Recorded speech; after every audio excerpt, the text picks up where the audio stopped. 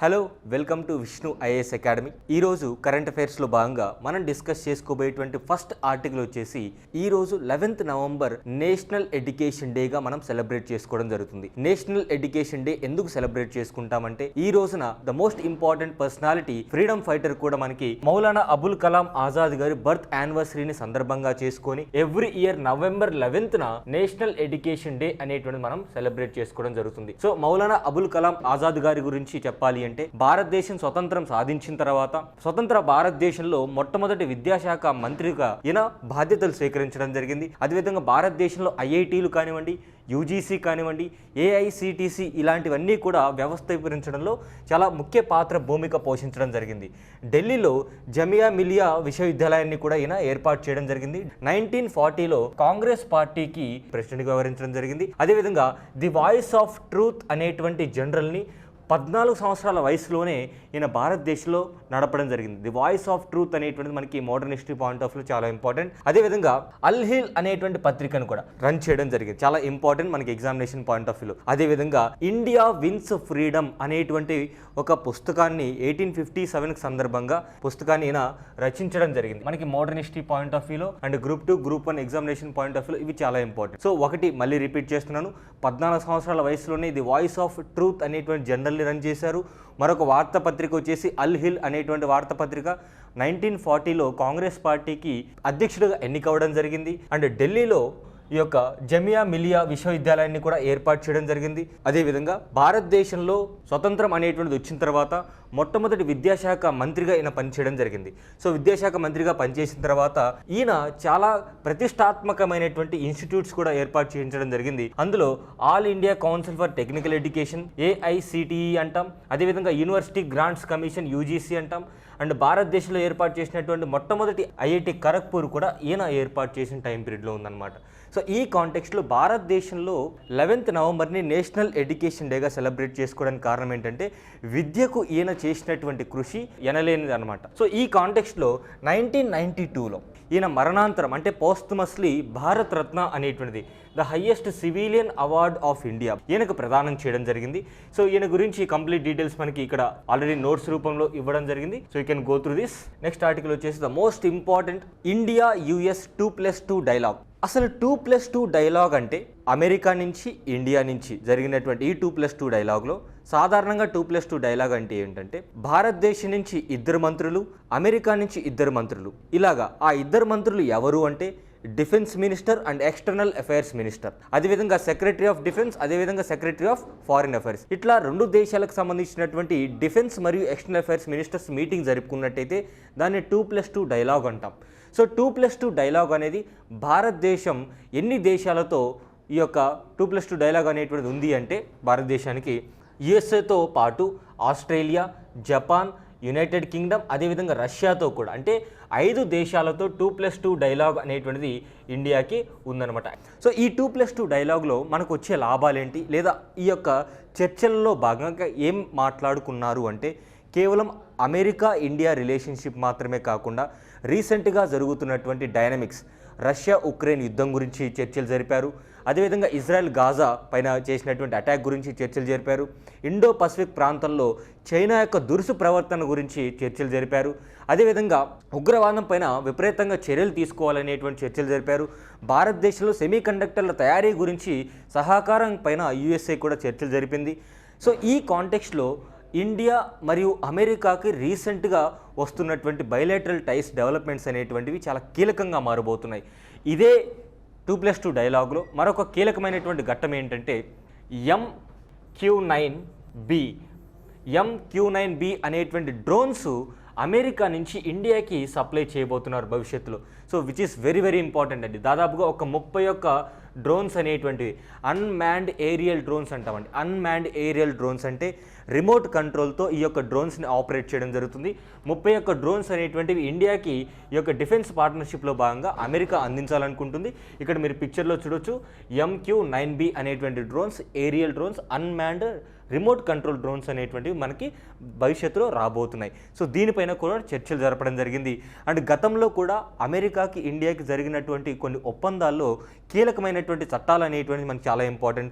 ఒకటి Lima logistics గురించి, అదేవిధంగా కమ్యూనికేషన్కి సంబంధించి, అదేవిధంగా బైలేటరల్ ఎక్స్చేంజ్ గురించి కొన్ని చట్టాలు అనేటువంటివి 2016లో, అదేవిధంగా 2020 ఈ టైం పీరియడ్స్లో మనము ఈ యొక్క అమెరికాతో చాలా ఇంపార్టెంట్ చట్టాలు అనేటువంటి డిఫెన్స్ అగ్రిమెంట్లో భాగంగా, లాజిస్టిక్స్లో భాగంగా మనం ఏర్పాటు చేసుకోవడం జరిగింది. సో రీసెంట్గా సంతరించుకుంటున్నటువంటి ఈ పరిణామం అంటే ఒకవైపు ప్రపంచంలో అన్ని దేశాలు కూడా ఒక గూటికి చేరుతున్నాయి. సో ఈ కాంటెక్స్ట్లో రష్యా, చైనా, అదేవిధంగా యుఎస్ఏ, సో ఇండియా మాత్రం సందర్భానుసారంగా తటస్థ వైఖరి వహిస్తూనే యుఎస్ఏతో డిఫెన్స్ పార్ట్నర్షిప్ కానివ్వండి, రష్యాతో డిఫెన్స్ పార్ట్నర్షిప్ కానివ్వండి, సో చైనాతో ప్రతిఘటిస్తూనే మన యొక్క ఫారిన్ పాలసీ అనేటువంటిది మనం నిర్ణయాలు తీసుకోవడం జరుగుతుంది.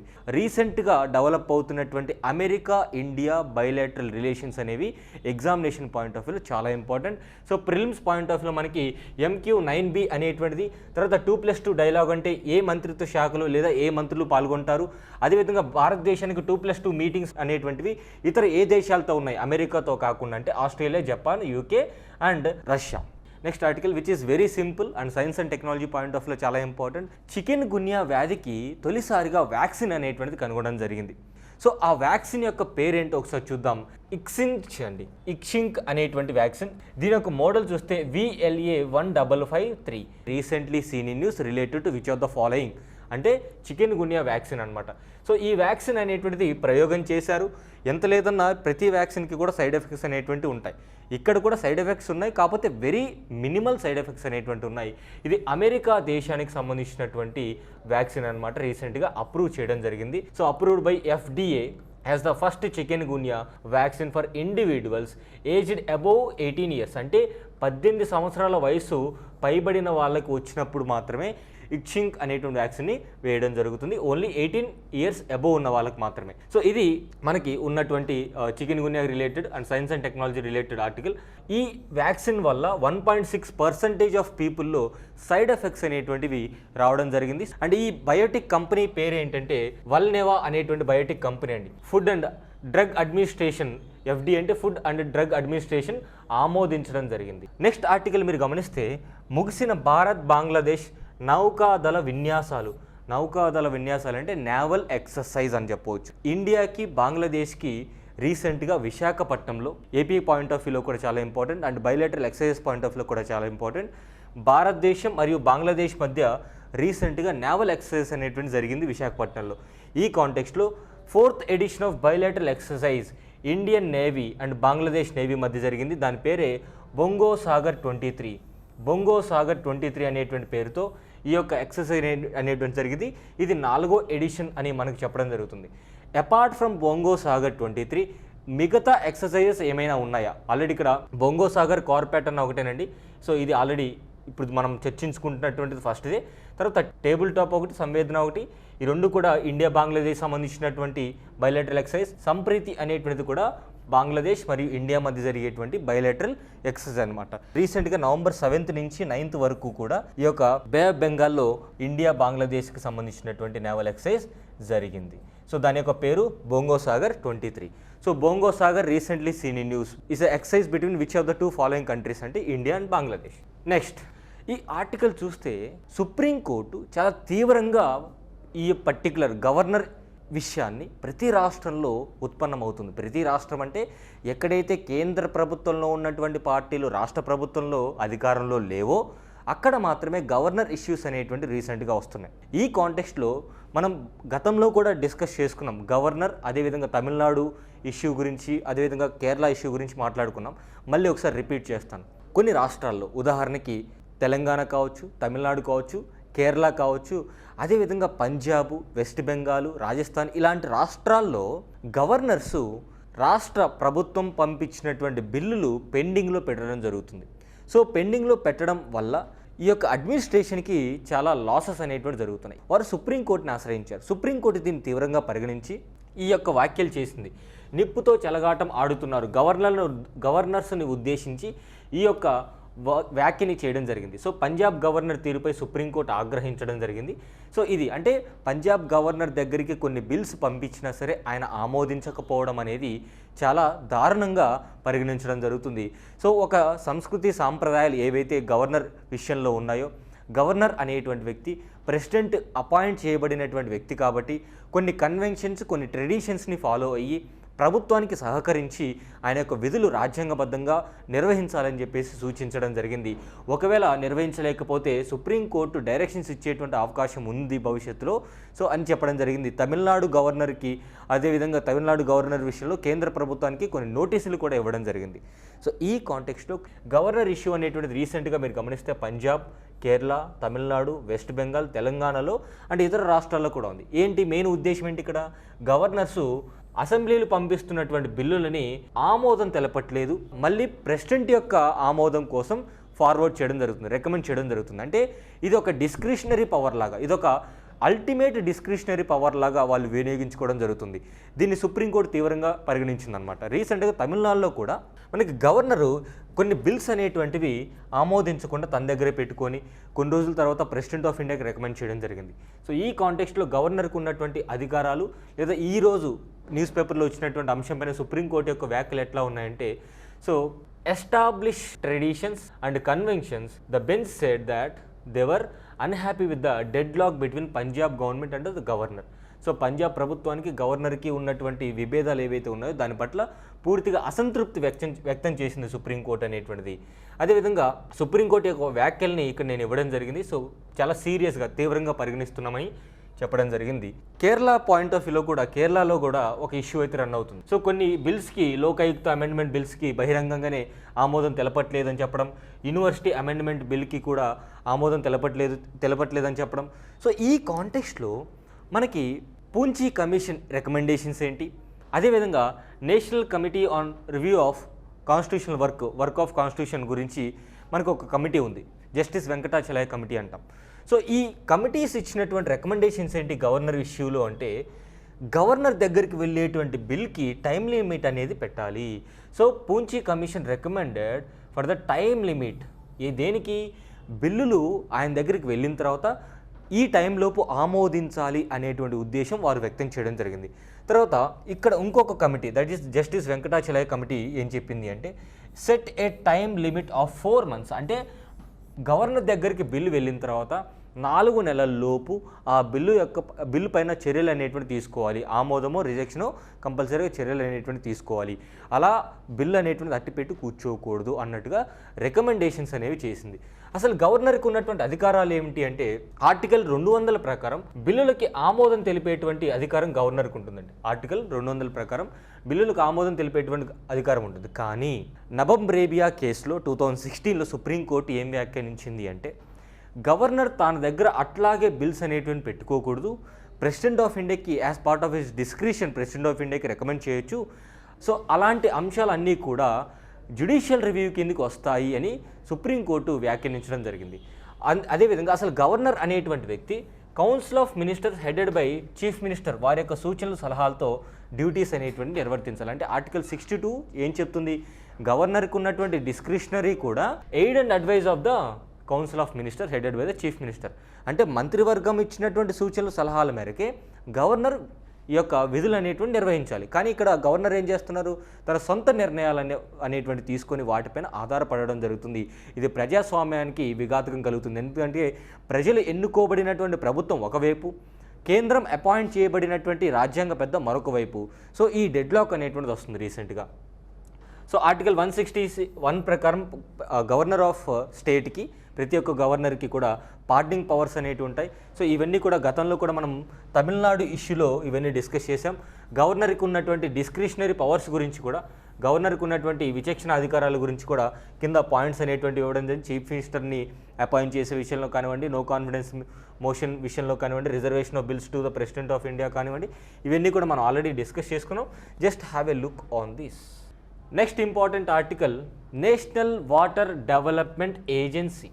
ఇది ఎందుకు అంటే, భారతదేశంలో రివర్ లింకింగ్ ప్రాజెక్ట్స్ని చేపట్టడం కోసం ఈ యొక్క ఏజెన్సీని ఏర్పాటు చేయడం జరిగింది. ఎప్పుడు అంటే 1982లో. ఇది ఒక స్వతంత్ర సంస్థ అనమాట. స్వతంత్ర సంస్థ, autonomous society under the registration of societies act 1860 ప్రకారం రిజిస్టర్ అయిన, అంటే ఇది చట్టబద్ధమైనటువంటి సంస్థ అని చెప్పుకోవచ్చు. సో ఇది సొసైటీస్ రిజిస్ట్రేషన్ యాక్ట్ నుంచి ఈ యొక్క ఏజెన్సీ అనేటువంటిది ఏర్పాటు చేయడం జరిగింది. ఎందుకు ఇది రీసెంట్గా న్యూస్లో ఉందంటే, గోదావరి మరియు కావేరీ నదుల యొక్క అనుసంధానం గురించి, గోదావరి మరియు కావేరీ నదుల యొక్క అనుసంధానం గురించి నిన్న హైదరాబాద్లో జల్ సౌదలో ఒక మీటింగ్ జరిగింది. పలు రాష్ట్రాల సెక్రటరీస్తో ఈ యొక్క మీటింగ్ అనేటువంటి జరిగింది. సో ఈ మీటింగ్లో అన్ని రాష్ట్రాలు సూత్రప్రాయంగా గోదావరి అదేవిధంగా కావేరీ నదుల యొక్క అనుసంధానానికి ఆమోదం తెలిపినప్పటికీ వారి యొక్క ఇబ్బందులు అనేటువంటివి వ్యక్తపరచడం జరిగింది. సో ఆంధ్రప్రదేశ్కి కొన్ని ఇబ్బందులు ఉన్నాయి, తెలంగాణకి కొన్ని ఇబ్బందులు ఉన్నాయి, ఛత్తీస్గఢ్కి కొన్ని ఇబ్బందులు ఉన్నాయి. సో ఇట్లా ఇబ్బందులు ఏవైతే ఉన్నాయో అవి చెప్పినప్పటికీ కూడా ఓవరాల్గా ఈ రివర్ లింకింగ్ ప్రాజెక్ట్ అనేటువంటి దాన్ని సానుకూలత వ్యక్తం చేయడం జరిగింది. రాష్ట్రాలన్నీ కూడా యాక్సెప్ట్ చేయడం జరిగింది. ఫైనల్ డిపిఆర్ అనేది మనకి December 31 లోపు ఈ యొక్క డిపిఆర్ ఇవ్వడం జరుగుతుంది. ఓవరాల్గా రివర్ లింకింగ్ ప్రాజెక్ట్స్ అనేటువంటి మనకి ఎగ్జామినేషన్ పాయింట్ ఆఫ్ వ్యూ చాలా important. Apart from Godavari Kaveri river linking, మిగతా రివర్ లింకింగ్ ప్రాజెక్ట్స్ ఏమున్నాయంటే గోదావరి కృష్ణ, అదేవిధంగా ప్రగతి Kalisindh and Chambal river linking ఒకటి, గోదావరి మహానది, అదేవిధంగా కెన్ బీత్వా కూడా మనకి చాలా ఇంపార్టెంట్ ఎగ్జామినేషన్ పాయింట్ ఆఫ్ వ్యూలో. సో భారతదేశంలో నదులు అనుసంధానం అనేటువంటిది ఎందుకు చేయాలి అంటే, మేజర్గా వాటర్ క్రైసిస్ అనేటువంటిది ప్రతి రాష్ట్రంలో ఉంది. అదేవిధంగా ఈ క్రైసిస్ అనేటువంటిది చాలా ఇష్యూస్కి దారితీస్తుంది. రీసెంట్గా మనం చూసాం కర్ణాటక, తమిళనాడు, కేరళ, అంతవరకు ఎందుకండి, ఆంధ్రప్రదేశ్, తెలంగాణ కూడా గోదావరి కృష్ణా నదీ జలాలపైన ఎప్పటి నుంచో కూడా వివాదం అనేటువంటిది ఉంది. అండ్ తెలంగాణకి మహారాష్ట్రకు ఉంది, ఆంధ్రాకి కర్ణాటకకు ఉంది. అంటే వాటర్ అనేటువంటిది ఇష్యూస్ని ఎక్కువగా రైజ్ చేస్తుంది, రాష్ట్రాల మధ్య ఇష్యూస్ అనేటువంటి రైజ్ చేస్తుంది. దీనివల్ల నదులు అనుసంధానం చేయడం వల్ల అడ్వాంటేజెస్ ఏంటంటే, ఎక్కువ వాటర్ ఉన్నటువంటి నది ఏదైతే ఉందో సముద్రంలో కలవడం కంటే తక్కువ వాటర్ ఉన్నటువంటి నదిలోకి అది లింకింగ్ చేసినట్టయితే వాటర్ అనేది ప్రతి ఒక్కరికి కూడా మనం అందించవచ్చు. ఫస్ట్ ప్రయారిటీ వాటర్ ఎప్పుడైనా సరే డ్రింకింగ్ వాటర్, తర్వాత ఇరిగేషన్, తర్వాత హైడ్రో పవర్, ఆ తర్వాత నావిగేషన్ ఆర్ ఫిషింగ్ పర్పస్ కోసం యూజ్ చేయడం జరుగుతుంది. సో మేజర్గా వాటర్ క్రైసిస్ అనేటువంటిది ఇప్పుడున్నటువంటి తరుణంలో ఈ యొక్క రివర్ లింకింగ్ ప్రాజెక్ట్స్ అనేటువంటి మనకి ఎగ్జామినేషన్ పాయింట్ ఆఫ్ వ్యూలో, అదేవిధంగా ఓవరాల్గా చాలా ఇంపార్టెంట్ అనమాట, చాలా important. So remaining water linking projects కూడా ఇక్కడ ఇవ్వడం జరిగింది. సో రాష్ట్రాలకి కొన్ని ఇబ్బందులు ఉన్నప్పటికీ కూడా ఈ యొక్క ప్రాజెక్టు గురించి మొత్తం కూడా ఓకే చేశారు. సో ఆ ఇబ్బందులు అనేటువంటి వీళ్ళు పరిష్కరించడం జరుగుతుంది భవిష్యత్తులో. And next AP state related points కొన్ని చూద్దాం.